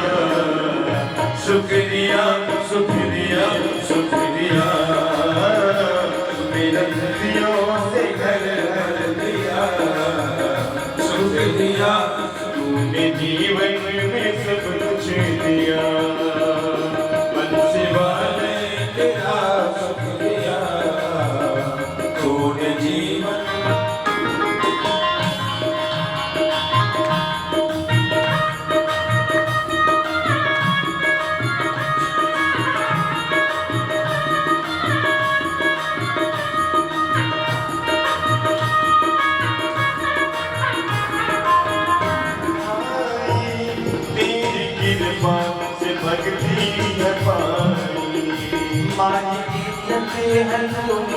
बढ़ाई, आई मुश्किल दुनिया सहारा, आई मुश्किल दुनिया सहारा, आई मुश्किल दुनिया सहारा। ओ हादिया बंसी वाले तेरा शुक्रिया मुझे दिया। ओ शुक्रिया शुक्रिया शुक्रिया शुक्रिया शुक्रिया शुक्रिया शुक्रिया शुक्रिया शुक्रिया शुक्रिया शुक्रिया। ओ बंसी वाले शुक्रिया। इतनी सी बात समझ लीजिए कि उसी हाथ से खा रहे हैं और उसी हाथ से परोस रहे हैं। ये समाज के लिए आचरण विहीन व्यवस्था है। प्रयास करिए कि आप लोग अपने से जुड़े लोगों के यहाँ पहुंच करके उनके कार्यक्रमों में उनके सहयोगी बने और समाज से ऐसे पाश्चात्य सभ्यता के जो ये कुरीतियां हैं, जो अपने सनातन की परंपरा को नष्ट कर रही हैं, इन कुरीतियों को, इन प्रथाओं को बंद करें। समाज में कई ऐसी कुरीतियां हैं जिन पर मैं अक्सर चर्चा करता हूँ। आज अंतिम दिन है, समय भी बहुत कम है, आज काम भी ज्यादा है, इसलिए वैसे मैंने जितना 7 दिनों में प्रयास कहा, मैंने बहुत सामाजिक विषयों पर, सामाजिक मूल्यों पर, अपने पुरातन संस्कारों पर, सनातन वैदिक परंपराओं पर जितना मुझसे हुआ मैंने बहुत चर्चा किया। और अगर आता रहूंगा तो करता रहूंगा, आप लोगों को समय समय पर जगाता भी रहूंगा, क्योंकि हमारा तो देखो एक ही काम है, हम यहाँ चिल्लाएं चाहे कहीं चिल्लाएं, हमें तो चिल्लाना है। और चिल्लाएंगे तब तक चिल्लाएंगे जब तक आप हमारी बात मानोगे नहीं, तब तक चिल्लाते ही रहेंगे। गला एक बार नहीं 10 बार रोज बैठे, हम इसको फिर खड़ा कर लेंगे, आप उसकी चिंता मत करो। ये बैठेगा फिर खड़ा होगा, लेकिन जब तक आप अपनी जगह से खड़े नहीं हो जाएंगे तब तक ये सांसें रुकने वाली नहीं है, ये वाणी रुकने वाली नहीं है। हमें अपना वही विश्व बनाना है, हमें अपना वही सनातन धार्मिक विश्व बनाना है, और हमें अपने सभी सनातन वैदिक भाइयों को फिर से अपनी प्राचीन परंपराओं से परिचित करवाना है। यही हम सबका संकल्प है, यही हम सबका उद्देश्य है, यही हमारा मिशन है, यही हमारा विजन है। सेवा करिए, सेवा का भाव मन में रखिए। और उसके बाद राजसूय यज्ञ हुआ। राजसूय यज्ञ में दुर्योधन को दृष्टि भ्रम हो गया, द्रौपदी ने प्रयास कर दिया, वहीं से महाभारत का एक बीज प्रकट हो गया। उसके बाद बलराम जी तीर्थ यात्रा में आए और तीर्थ यात्रा में आकर के नैमिषारण्य पहुंचे। वहां उनसे सूत जी का वध हो गया। ऋषियों से उन्होंने उसका निवारण पूछा कि मुझे ब्रह्म हत्या लग गई, मैं क्या करूं?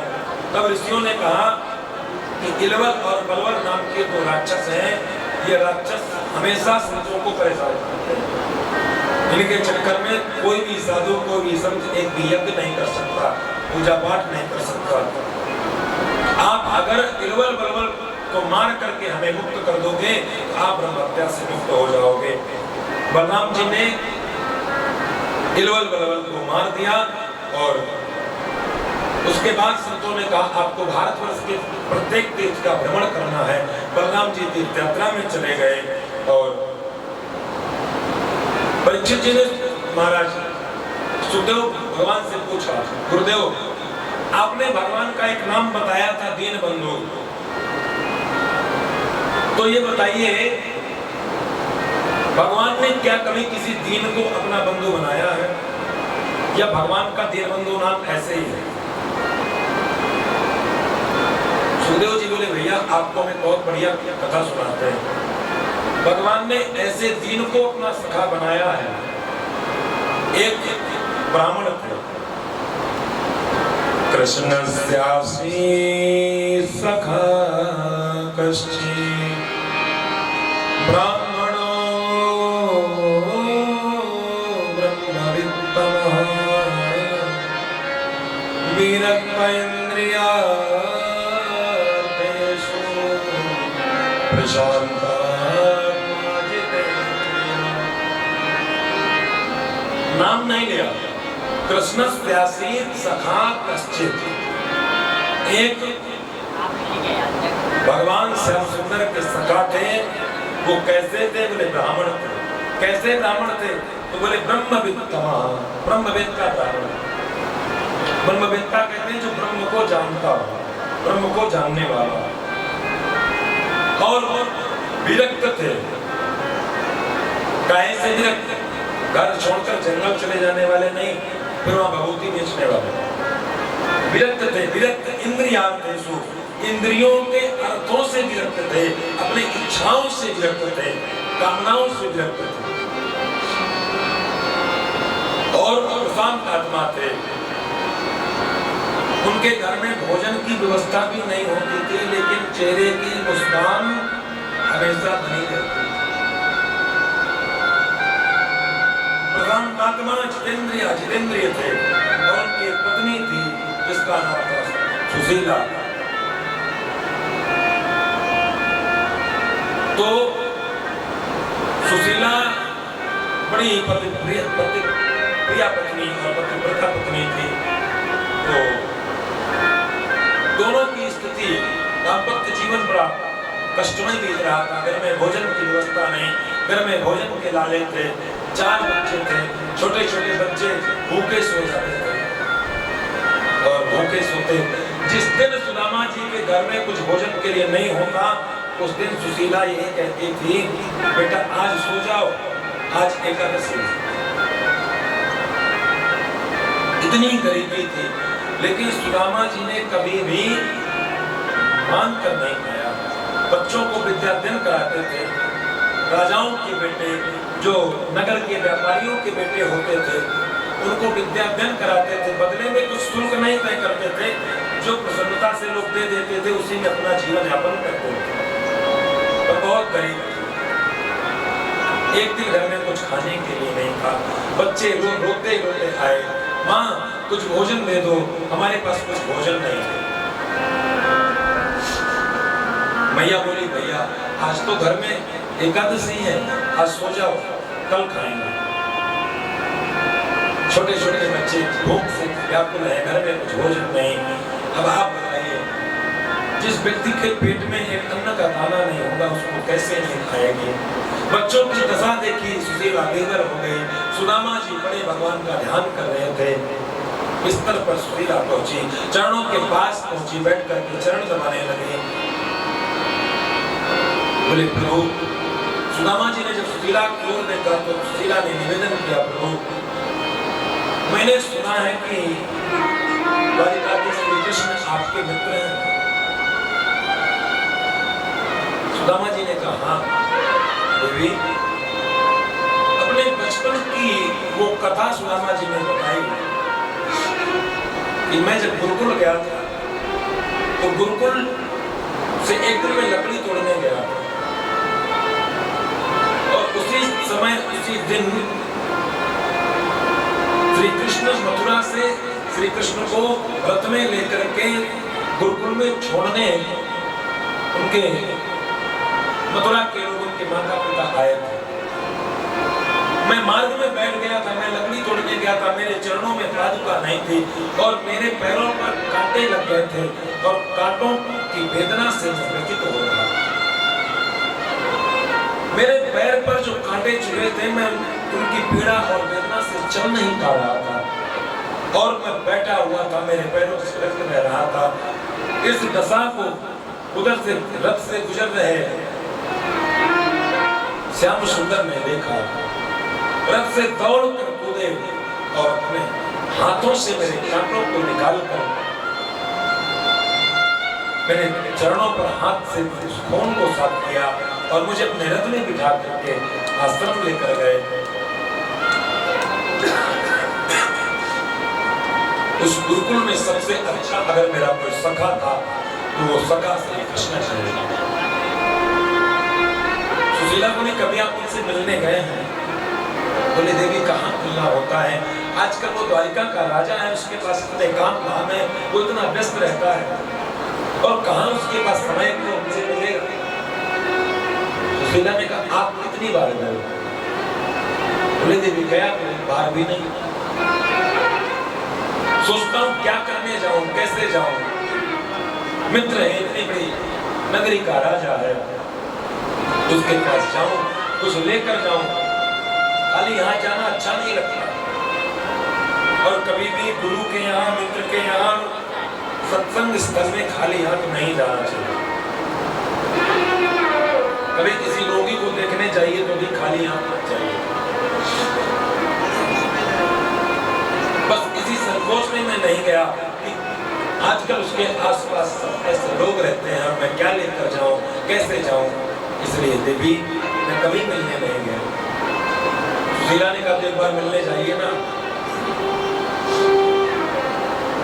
बोले, मैं खाली हाथ कैसे जाऊं?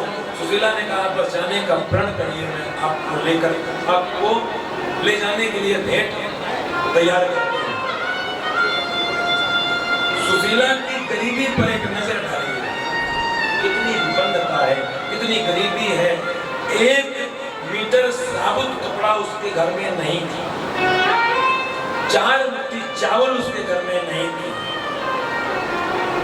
याचित्वा चतुरो मुष्टि विप्रान् प्रकर्त तण्डुलान् चैलखण्डे तान् गत्वा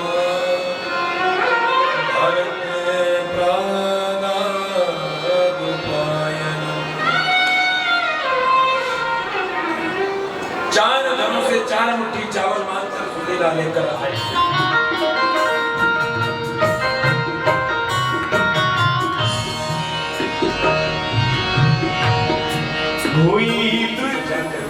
सुदामा ने कहा भैया हुई दुर्बल मेरी हालत जाने को आएगा धोती फटी लटी ये नहीं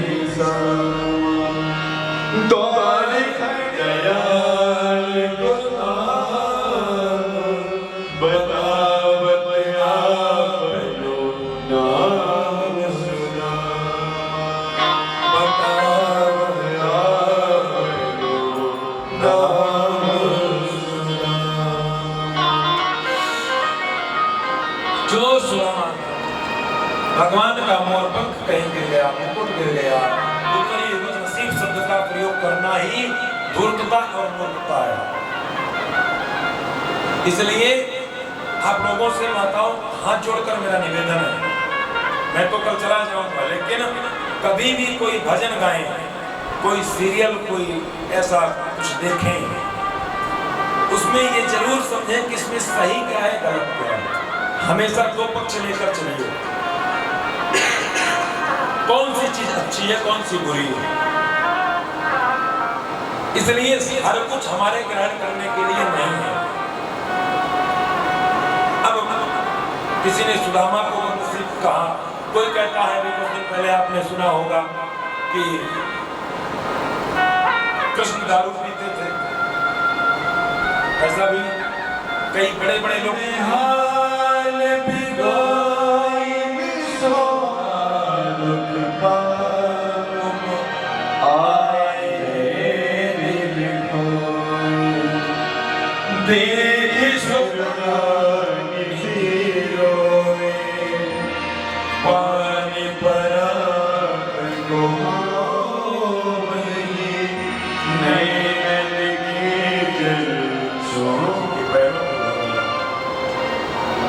भगवती रुक्मिणी जब भगवान ने गंगा जल से सुदामा जी के पैर क्यों नहीं धोए, ये भी बहुत महत्वपूर्ण बात है। भगवान ने सोचा गंगा मेरे चरणों से निकली है और मैं ब्राह्मण मेरे लिए श्रेष्ठ हैं, स्पर्श नहीं किया, अपने नेत्रों से अश्रु प्रवाहित करके सुदामा जी के चरणों को धो दिया। सभा में पुण्यो अवधूते क्रियाहीनेन दमेन च। वारे ब्राह्मण धन्य है तेरी किस्मत और धन्य है तेरी। भगवान बोले भैया शादी वादी किया कि नहीं? शादी तो भैया करनी ही पड़ी। उसके कन्हैया बोले चल के तो पैरों से आया, हाथ से तो नहीं आया। अरे कभी तो द्वारिका की नगरी की तरफ मुंह मोड़कर आ जाता। भगवान फिर से रोए। चलते समय सुदामा की पत्नी ने कहा था एक संदेश मेरा कह देना, भगवान श्याम सुंदर से सुदामा के हाथ का प्रसाद दीजिए।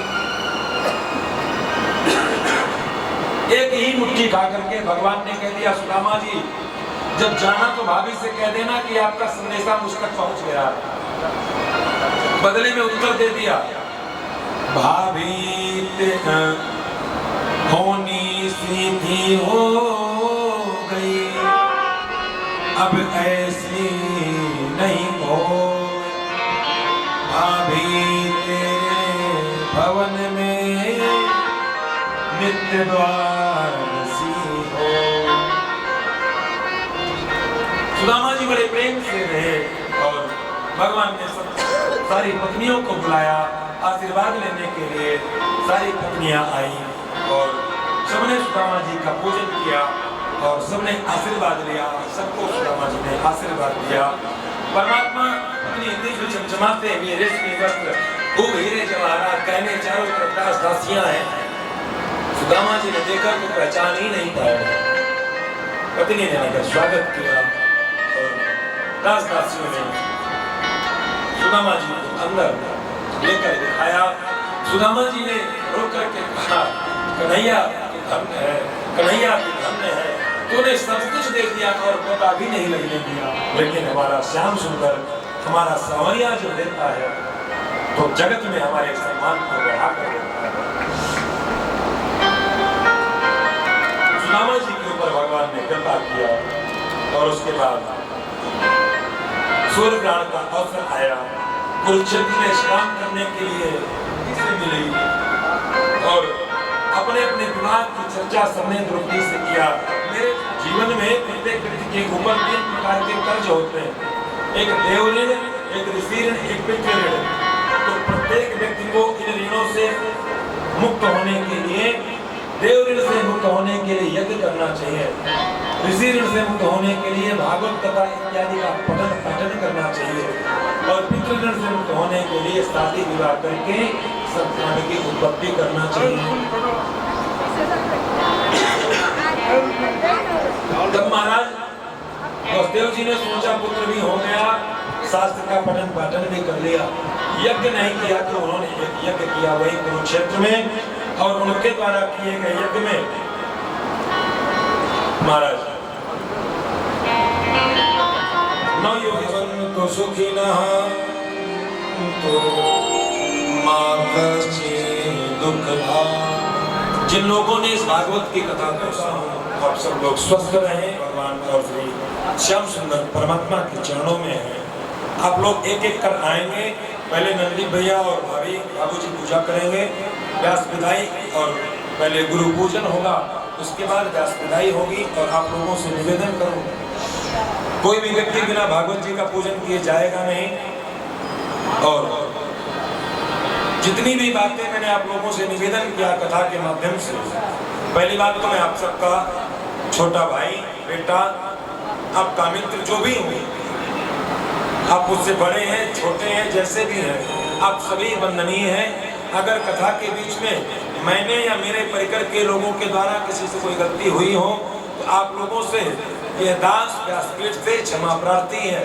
मैं हाथ जोड़ करके सबकी ओर से आप सबसे क्षमा मांगता हूँ। अगर मेरी वाणी से किसी को किसी प्रकार का कष्ट पहुँचा हो, अगर मैंने कोई कठोर वाणी भी बोली होगी, उसमें निश्चित ही देश, समाज और आपका, आपके परिवार का हित होगा, इसलिए बोली होगी। मैंने अपने व्यक्तिगत स्वार्थ के लिए कोई ऐसी बात नहीं बोली होगी। इसलिए अगर आप लोगों को फिर भी कोई बात बुरा लगी होगी तो मुझे क्षमा करें।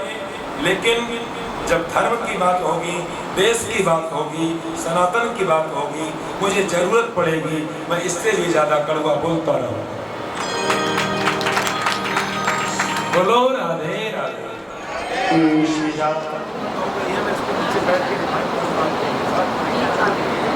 अब पुराण बंद होने के बाद चर्चा नहीं कर सकता। मैं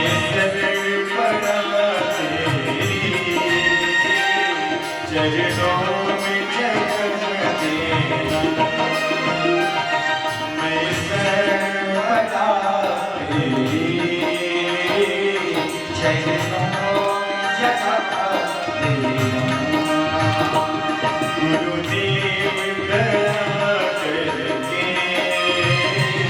मुझको बुला लेना, गुरुदेव की बात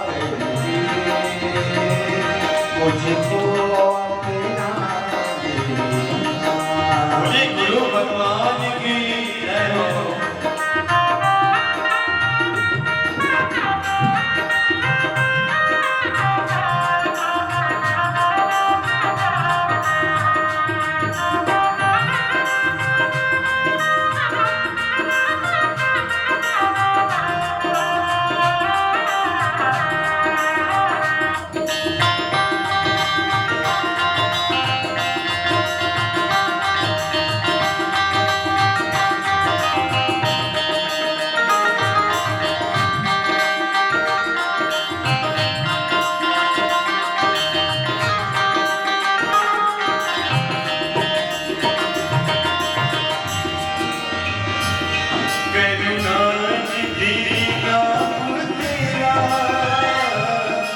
जगन्नाथ की जाओ करुणानिधि नाम तेरा करुणानिधि नाम करुणानिधि नाम तेरा करुणानिधि करुणानिधि नाम तेरा करुणानिधि नाम सोया हुआ भागे ही नाथ जगाओ सोया हुआ भागे मेरा तेरा जगाओ मेरे नाम भवर डोले मेरे नाम भवर डोले उसे पार लगा देना मेरे नाम भवर डोले पार लगा देना मैं सर पड़ा तेरी चरणों में जगा देना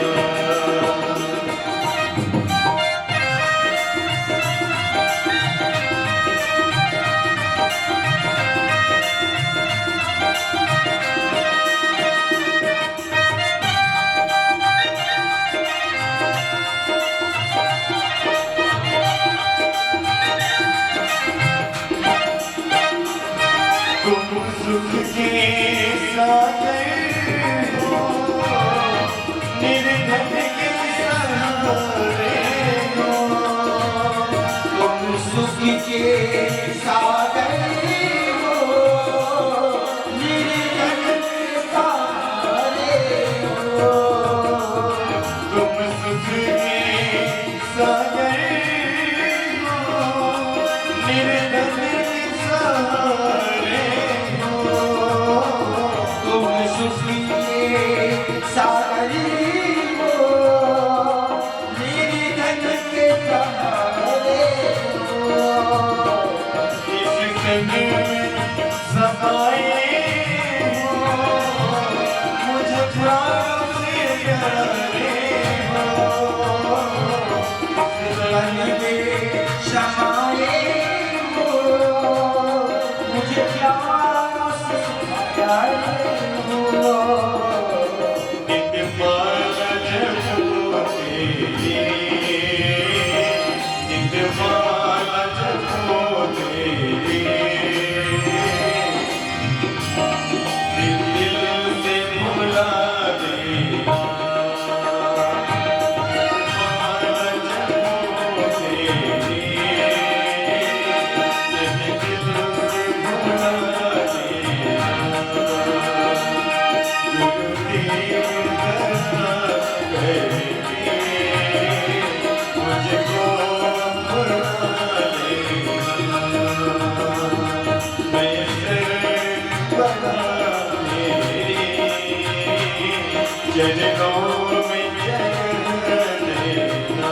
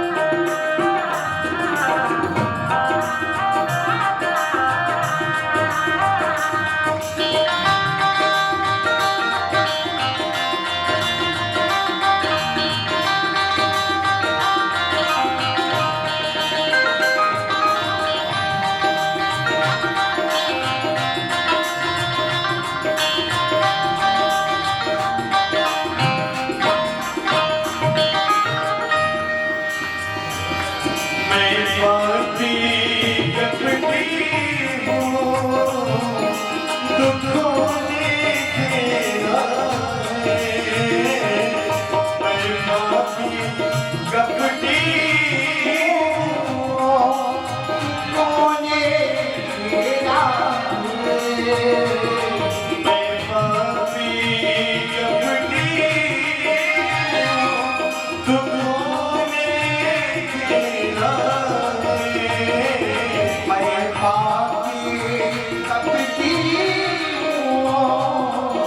तू कोने तेरा जय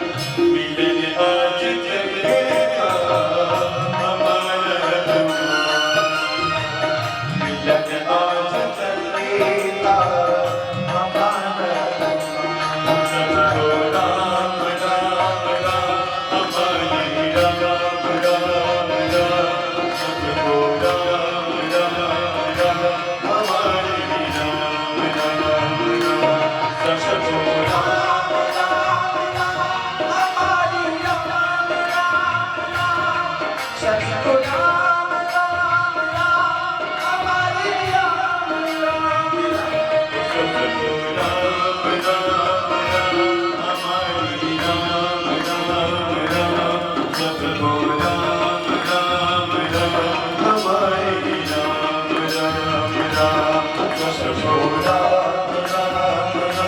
हमारी राम राम राम सबको राम राम हमारी राम। सभी जो भैया लोग हैं सबके सम्मान में कुछ करने के लिए आदेश दिया है, तो आप लोग के बारे में कुछ कहना सुनने को दिया दिखाना बराबर है, लेकिन फिर भी जब आदेश हुआ है तो बोलना ही पड़ेगा। बहुत आयामी है आप, बहुत आयामी है आप, बहुत आयामी काज, बहुत आयामी है आप, बहुत आयामी है काज, अमूल्य समय निकालकर ज्ञान गंगा से तृप्त किया। आचार्य जी ने हमें 7 दिन में 7 संदेश दिया, ज्ञान भगवती महाराज से 7 में दिया। फिर मैं उसमें 2-3 संदेश के बारे में कुछ कहना चाहूँगा, थोड़ा समय लगेगा, मैं आपको चाहता हूँ। सबसे पहले उन्होंने कहा कि भगवान को अपना बना लो, भगवान के नजदीक जाओ। तो हम आप जिंदगी में हम बस में बैठते हैं, गाड़ी में बैठते हैं तो पीछे नहीं बैठते। क्यों नहीं बैठते? तो धक्के लगेंगे बोलते, हम ड्राइवर के पीछे बैठना चाहते हैं। इसीलिए उनका उद्देश्य यही है कि आप प्रभु के पास जो बैठिए, प्रभु से लगाव कीजिए, आपको जिंदगी में कभी भी धक्के नहीं लगेंगे। दूसरा भी ईश्वर को दोस्त बनाओ। तो मेरे नजर में सबसे बड़ा दोस्त दुनिया में एक पेंसिल, एक रबर के अलावा कोई दोस्त नहीं है। एक पेंसिल होती है, उसके पीछे रबर लगा रहता है, पेंसिल गलत लिखती है, रबर पिटाते जाता है। उसी तरह हमारे भगवान है, तो हम कितने भी गलती करेंगे अगर भाव ठीक रहेगा, भगवान जब गलतियों को माफ करते हैं। तीसरी बात में कथावाचक या कोई गायक, भजन गायक हमारे बारे में जैसे बार तालियां बजाने बोलते हैं, हमको थोड़ा सा झकझोर भी लगता है कि तालियां बजाने बार क्यों बोलते हैं, परेशान होते हैं। लेकिन कुछ गायक लगे हाथ भी कर देते, हाथ उठाओ, जो हाथ में उठाएगा ऊपर चला जाएगा, जो नीचे जाएगा वो जो कॉन्सर्ट होने लगते हैं, वो बहुत गलत बात है। लेकिन एक क्या होता है कि कोई भी कथावाचक, कोई भी गायक अगर अच्छे भजन गा रहे हो तो मीठी मीठी तालियों का साथ देना चाहिए। तो मीठी तालियों का संदर्भ ये है कि जब बच्चा कोई रोता है तो माँ क्या सोचती है, बच्चा रो रहा है, उसके आगे थोड़ा सा खाने के लिए दे देती है, वो बेटा खाओ, चुप हो जाएगा। लेकिन बच्चा चुप नहीं होता है। जैसे कृष्ण भगवान ने शिव से मिलने के लिए रोना शुरू कर दिया था। तो उसी तरह यदि हम एक बच्चा जो बहुत बता है तो भगवान बात खुश हो जाती है, फट से ले लेती है। उसी तरह भगवान के आगे मीठी ताली बजा के भगवान का भाव करेंगे, भगवान का स्वागत करेंगे, तो भगवान भी हमें अपनी जरूर है। अंत में मैं इतना व्यक्त किया और हम विदाई तो आपको नहीं कर सकते हैं, क्योंकि हमारे जीवन में आप बैठ गए, पहले भी बैठे हुए थे, अब तो और जम के बैठ गए, अब तो ये नहीं कर सकते। तो लेकिन जो प्रक्रिया है उनको करनी पड़ेगी। और मैं आप लोगों से यही निवेदन करूंगा, जैसे भगवान ने भागीरथी गंगा को आदेश दिया था कि तुम घाट घाट जाके सबको तृप्त करो, वैसे आप भी घर घर जाके सबको ज्ञान गंगा से तृप्त करें, मेरा ये अनुरोध है। और प्रयासनिया परिवार की तरफ से मैं आपका हार्दिक अभिनंदन करता हूँ और धन्यवाद, शुभकामना देता हूँ। आप हमें भविष्य में भी कोई न कोई बहाने हमारा कोई परिवार में जाके आपको बुलाए और आपको आमंत्रण दे और हमें तृप्त करे, ऐसे आगे भविष्य में करते रहें। इसी के साथ मैं आपको सब ये समाप्त करता हूँ। हरिलाल की